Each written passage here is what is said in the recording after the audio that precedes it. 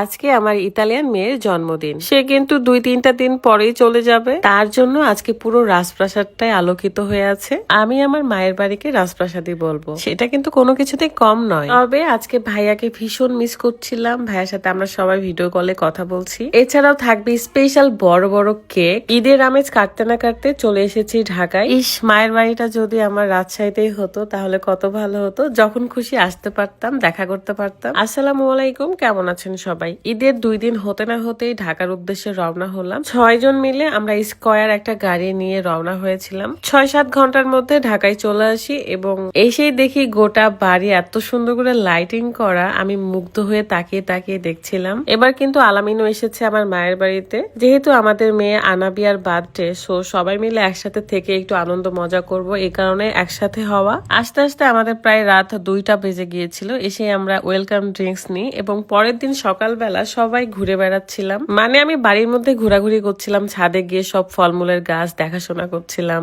ছাদে কিন্তু আনারস, আম, মালটা আরো অনেক সবজির গাছও লাগানো আছে। যাই হোক, যেহেতু সন্ধ্যায় প্রোগ্রাম, সো সবাই কিন্তু আস্তে আস্তে রেডি হয়ে যাচ্ছে। রুকায়াকেও আজকে রেডি করাবো। খুবই সুন্দর লাগছিল মাশাআল্লাহ আমার মেয়েটাকে। আমার লিমা আপুও কিন্তু রেডি হবে এবং তার বান্ধবী একজন বিউটিশিয়ান, সো সে এসেছে আমাদের সবাইকে মেকআপ করায় দিতে। এই স্টেজটা এত সুন্দর ছিল, এই ডেকোরেশনটা আমার কাছে খুবই ভালো লেগেছে। স্টেজের সাথে ম্যাচিং করে কিন্তু ড্রেস কোড ছিল হোয়াইট এবং ক্রিম কালার। অনেকেই ড্রেস কোড আসলে মেনটেন করে নাই। বাড়ির সামনে আসলে ভীষণ ভালো লাগে কারণ লাইটিংটা এত সুন্দর। আমার মেয়েটার এই লুক চেঞ্জ ভিডিওটা আপনাদের কাছে কেমন লেগেছে অবশ্যই জানাবেন।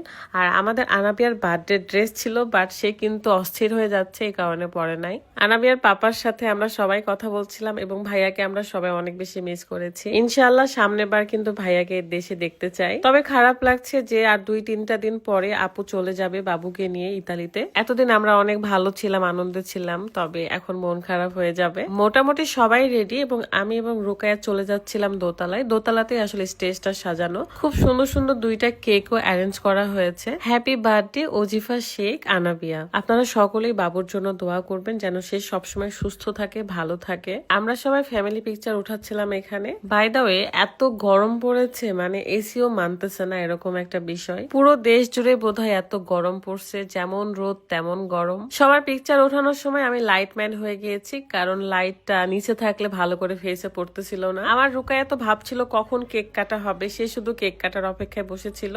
আর এখানে অনেক সুন্দরী সুন্দরী রমণীরা ছিল, অনেকে আমাদের ভাগ্নি, অনেকে ছেলের বউ। এই বয়সে আমি তো দাদিও হয়ে গেছি, ভাবতেই অবাক লাগে। এটা হচ্ছে ভাগ্নির মেয়ে, তার মানে বলছেন আমরা অল্প বয়সে দাদা দাদি হয়ে গিয়েছি।